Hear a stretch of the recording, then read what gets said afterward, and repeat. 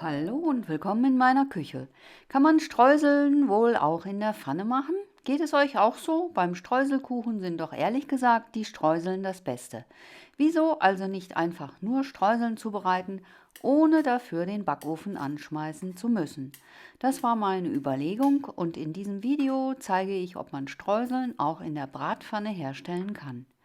Zunächst einmal brauche ich den Streuselteig.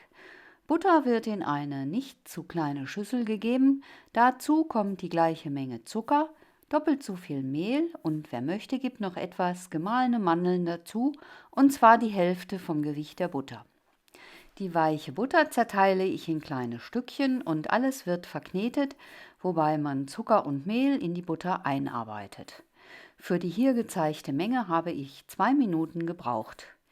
Der Streuselteig ist wirklich einfach und kann im Grunde genommen in jeder noch so kleinen Menge hergestellt werden, da man kein Ei dazu verwendet. Und da es wirklich schnell geht und die Streuseln frisch am besten schmecken, kann man sie immer nach Bedarf herstellen. Die Streuseln sind fertig geknetet, wenn sich eine Bindung zwischen den Zutaten einstellt, ohne dass sie zusammenkleben.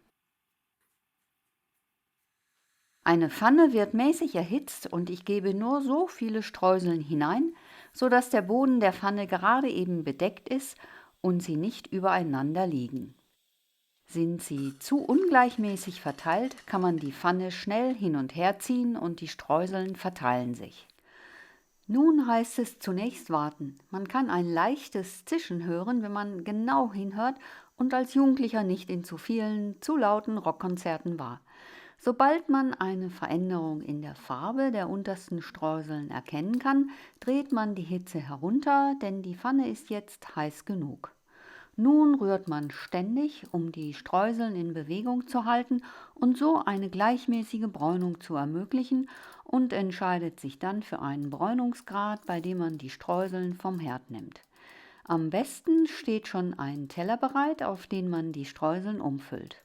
Dort können sie abkühlen, wobei sie auch noch etwas härter werden. Dann kann man den Rest der Streuseln backen. Hier ist noch mein super einfacher Nachtisch für 2 aus einem Apfel und etwas Joghurt. Ein Apfel wird geschält, geviertelt, entkernt und in kleine Würfel geschnitten, die natürlich möglichst einigermaßen gleich groß sein sollten. Die Würfel werden in einen Topf gegeben und mit einem Esslöffel Wasser unter einem Deckel geschmort, bis sie weich werden. Das dauert je nach Hitze vielleicht 5 Minuten. Wer mag, gibt eine gute Messerspitze Zimt dazu, rührt ihn unter und lässt das Kompott auskühlen.